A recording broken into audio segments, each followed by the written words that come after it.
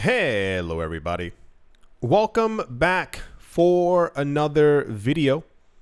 Hope you're all doing well, hope you're all doing fantastic, and that you're all having a great day. Don't forget to follow me on Twitter and on Facebook. There are links in the description below. And without any further ado, let's jump right into it. The latest on-chain report from analytics company Glassnode highlights a resurgence in the holding behavior among Bitcoin market participants. If you've missed maybe the last it's been more than that, a while now, there's a new returning trend in the market. Even going further than just reaccumulation, there are a number of wallets in the crypto market, in the Bitcoin space, that have only ever purchased. And these wallets are basically back with a vengeance. We had reports for several times this year that the beginning of the year was a reaccumulation period. At some point at the end of spring, early summer, this was meant to be a lull period in prices, as you definitely saw. And apparently we've re-entered a reaccumulation period. I know that sounds ridiculous, but this is kind of what the news is continuously reflecting. And basically the amount of wallets who are holding Bitcoin or buying Bitcoin or are buying more, and they show basically no signs of stopping, particularly from long-term holders. Despite the ongoing market volatility that we're currently having, on-chain data has revealed, following months of I know I had to sneeze and I was like, just don't. I was trying to anyway. On-chain data reveals that following months of significant distribution pressure, the trend is now shifting back towards accumulation. According to Glassnode's latest analysis, the Bitcoin market is showing early stages of a shift from sell-side pressure to a renewed focus on accumulation. The week's on-chain report notes that the accumulation trend score, or the ATS, a key metric for assessing market behavior, has reached its maximum value of 1.0, indicating substantial accumulation activities. The report continues going on. It's not that it's not interesting, it's just more of a kind of what we knew. And they have a little colorful chart right here to also show everyone. Yeah, the accumulation levels continue to rise. We've had this news for the better half of 2, now almost 3 years. Yeah, whales are buying, normal people are buying. The indications, once again, that we have gotten from Glassnode and Sentiment and other places out there is that the only people who are selling, this is the news that we're getting, the only people who are selling are normal people who are fed up, annoyed, angry with, impatient with the market. A lot of people get into all markets, but in the cryptocurrency market, people get into our market expecting really fast, quick, easy money. And if you've been here for a while, if you've been here for multiple cycles, you will know that it takes a while. It does not happen overnight. There's a lot of emotions that goes into it.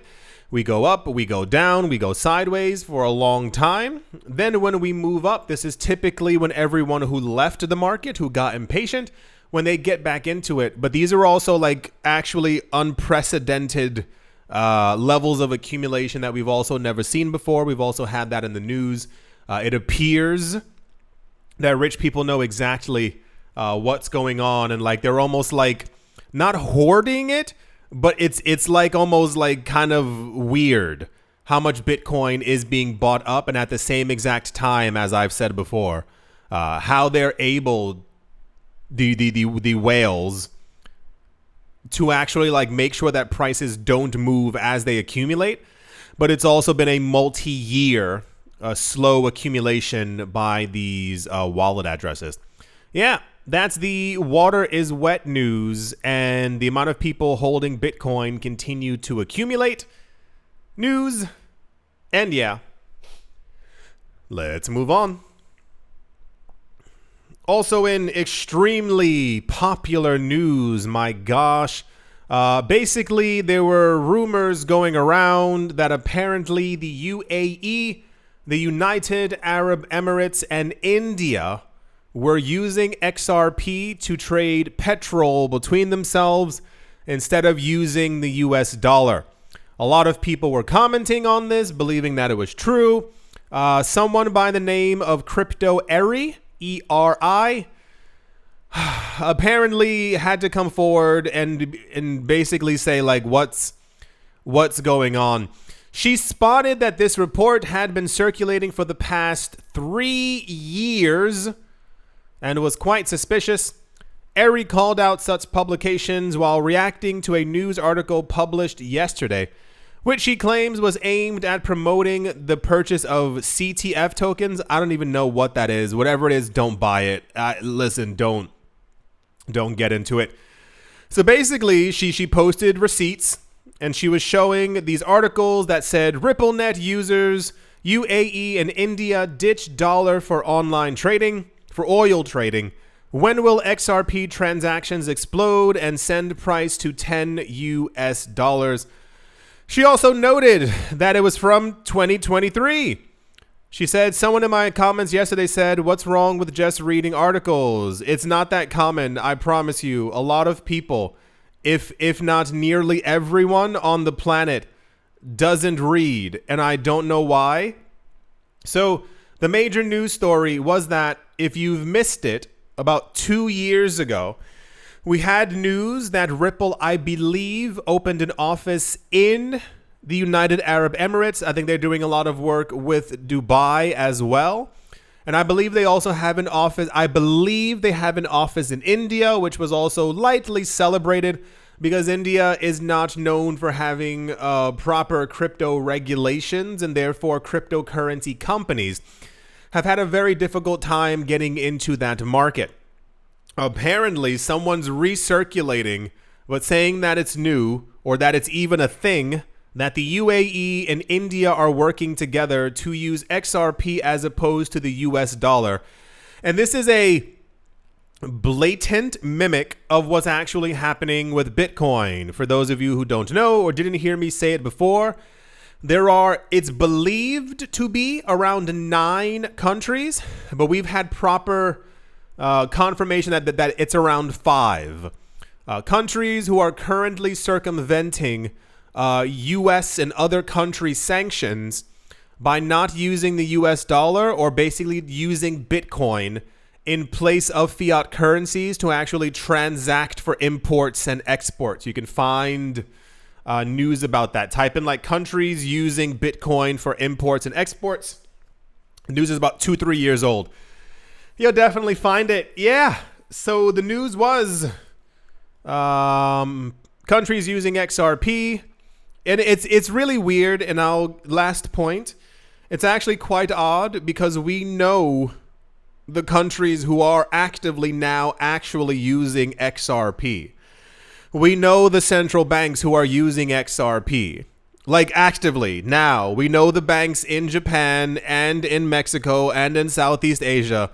And the companies who are using XRP as a form of remittance to send value instantaneously. Why lie? Why make a fake article just to...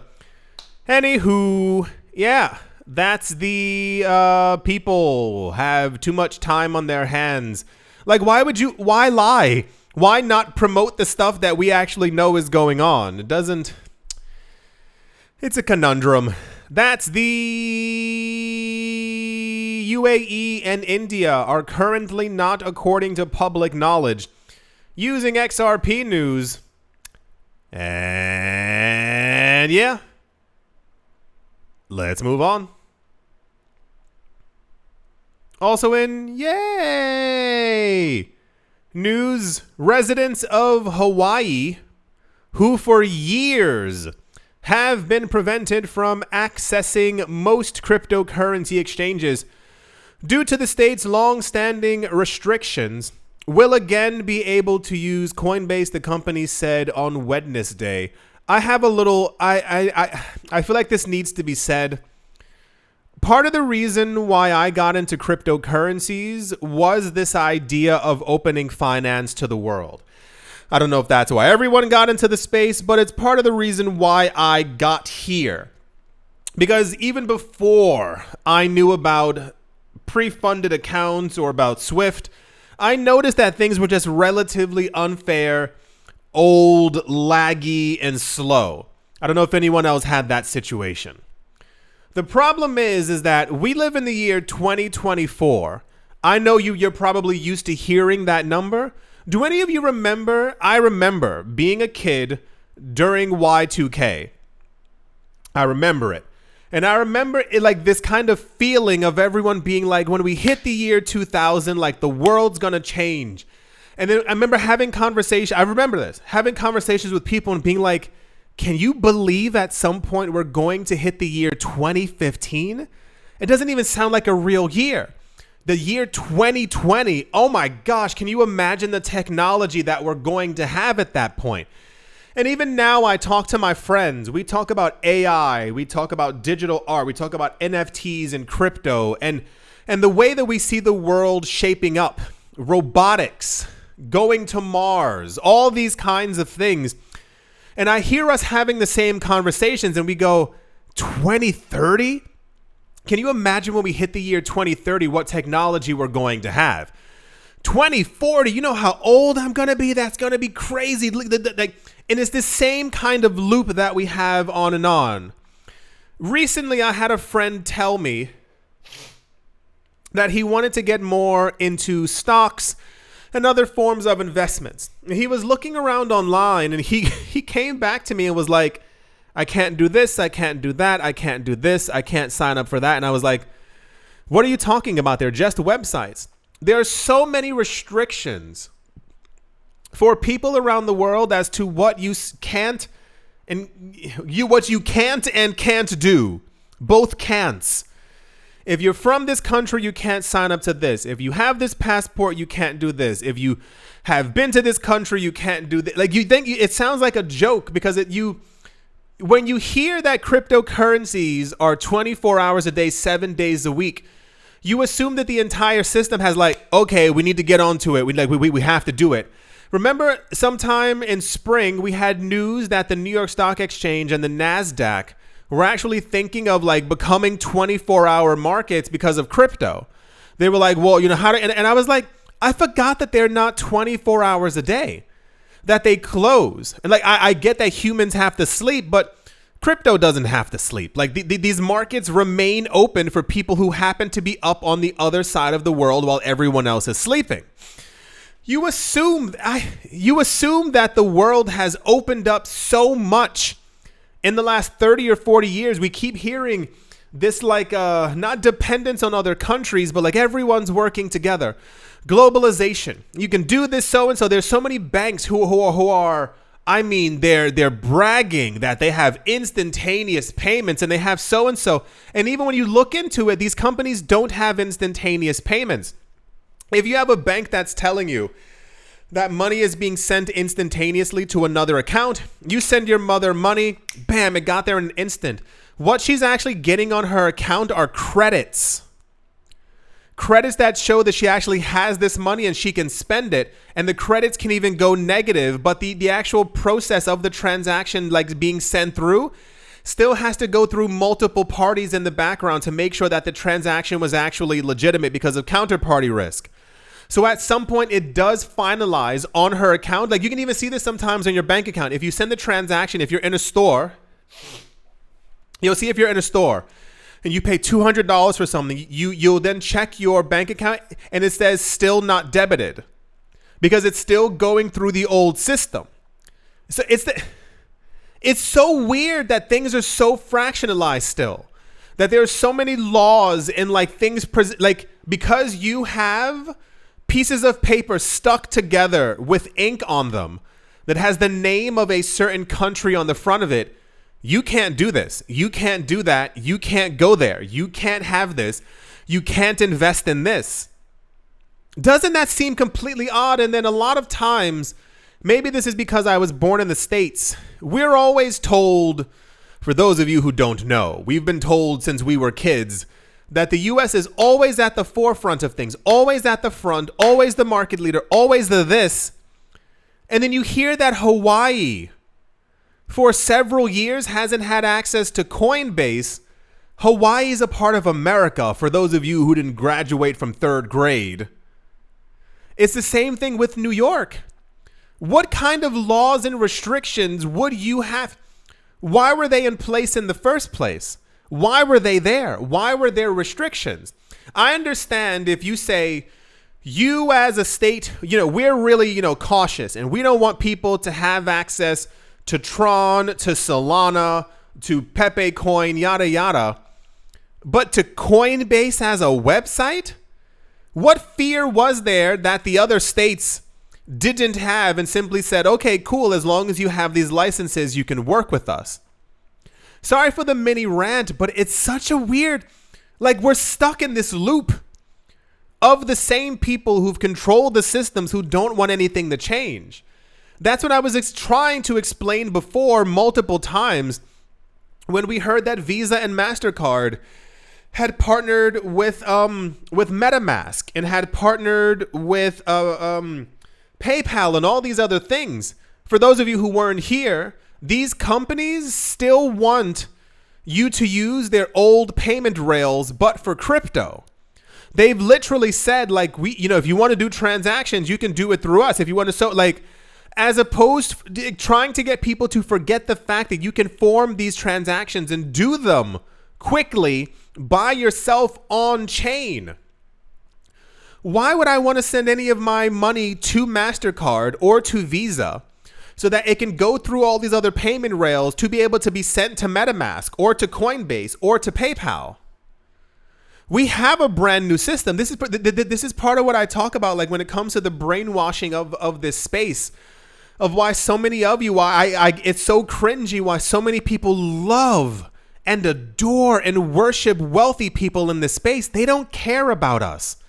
They want the system to remain the same.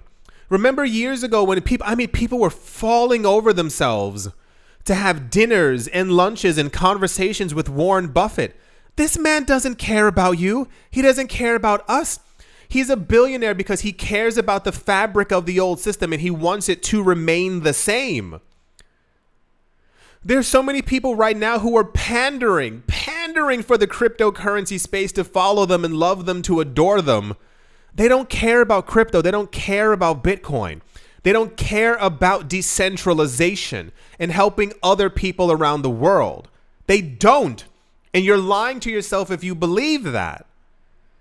It's so weird how we went from this power to the people, crypto for everyone, to please, you have money hanging out of your pockets. I need you to tweet and say something and gain a position of power to make all of us richer. That they don't care about us. Doesn't anyone else find it weird that Hawaii and New York, and I think for a while years ago, California, residents there had a problem getting crypto? I just told you. I just had a bunch of friends a couple of months ago who messaged me. They were so happy. They were like, we can finally buy XRP in New York. And I was like, what? Why hasn't that always been a thing? And apparently they had no other access to it unless you were using some kind of a shady, weird cryptocurrency website. This was also very popular news, by the way. This was very, very popular news that people in Hawaii, everything is so fractured, torn apart. When you really get into the nitty gritty of it, if you have any time, if you know, just look more into it. The world, I'm trying to use my words lightly, is terrible. Remember I told all of you before, you don't realize in many aspects how lucky you are. You literally don't get it. There are 4 billion people who are not a part of the world's financial system. When you hear these crackdowns of cryptocurrency usage around the world, look into the people who are doing these things. The leaders who are, performing these actions, who are allowing these things to go through. It's not a coincidence that India still doesn't have cryptocurrency regulations after 7 years. 7 years of them saying that they were going to do so. We had news before that there were people in India and many other places around the world, but we're focusing on India, who were using crypto to gain wealth, to make money, and to transact a lot easier. These people are being told, no, you can only use the local currency to transact, and it's leaving people in like extreme poverty. We had news before about multiple places in Latin America where these people had to hide that they had 2 computers that were mining Bitcoin, that was making them more money in a day than their normal job. Why do you think countries are fighting back? Why do you think there's such a huge, like, no, you can't do that, you can't have that? Yeah, crypto regulations, we're totally working on it in 2017. In 3 months, you're gonna have it. It opens up the world to everyone. When I talk about like actual safety and like economic freedom, that's it. For Hawaii, are you joking?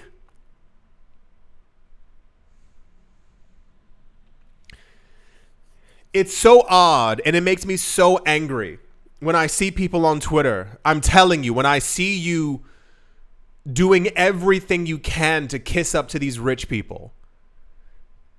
Have you not learned anything from being on this planet? You still think that they're going to save us? What was that cartoon? This is a cartoon from last point. There was a cartoon from a number of years ago. It was something along the lines of like, there was an asteroid that was coming and everyone's like, oh gosh, there are rocket ships like to save us. And those 3 rocket ships, like, I forgot what cartoon it was. They were only used for rich people who were like waving back at the earth as they were like fleeing and leaving away. It's so weird. I don't get it. So Coinbase had a statement basically saying how awesome and amazing and incredible it would be to empower residents and participate in the crypto economy. Apparently, Coinbase had to pull out of Hawaii in 2017. It took Hawaiian officials 7 years. The rich want to keep things the exact same way that they are. They have no intention of changing anything. The last month or 2 has really shown me that people don't get it. The amount of people who've been doing their best, I see on Twitter all the time. I see the conversations that people have. You think that these people who are telling you that they love crypto, that they love Bitcoin, that they're in it for so-and-so, who talk about changing the landscape, they don't care.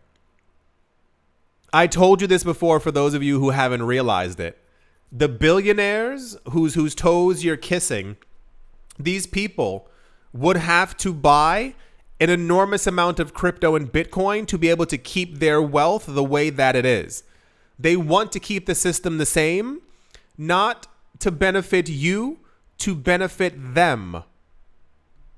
We get this all the time. If you haven't learned by now, you're probably never going to learn, and you are going to make sure.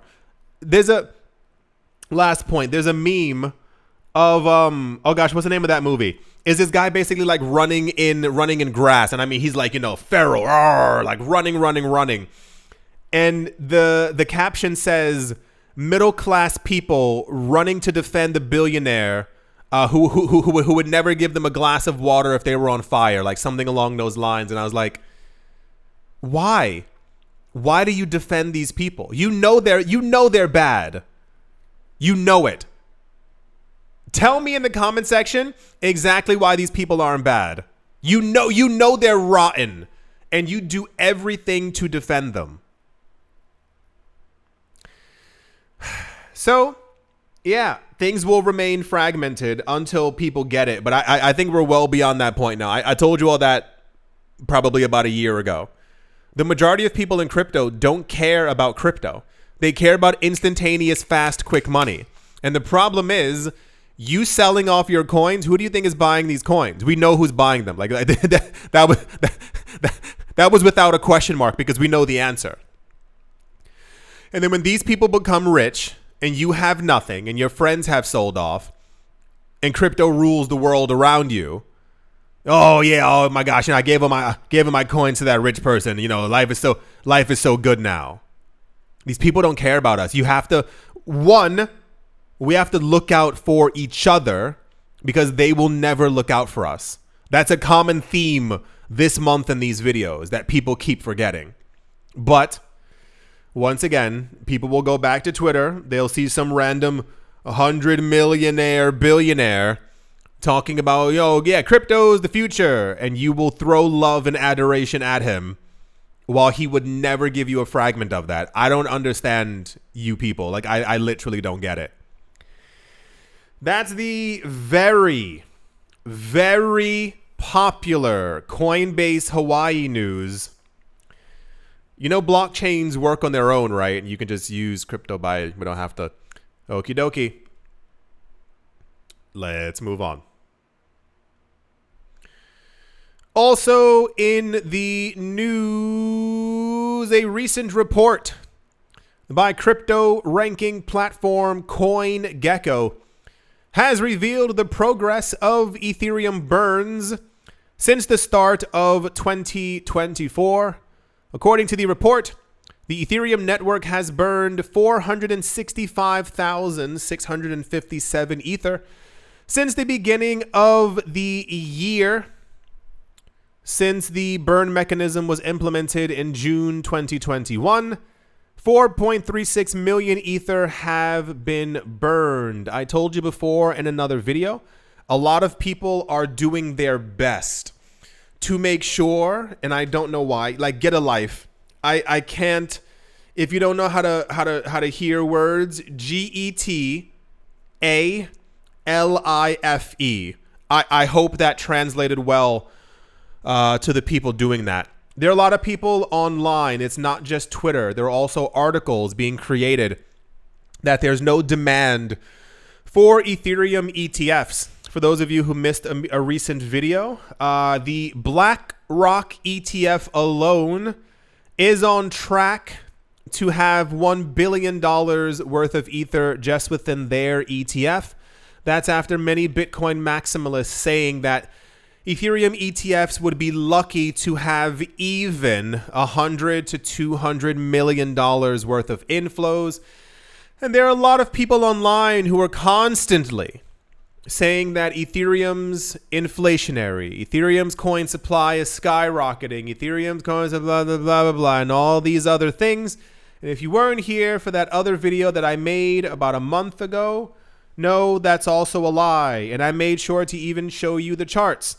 I showed you the literal charts, how that is definitely a lie. And basically the Ethereum burn mechanism is working just fine.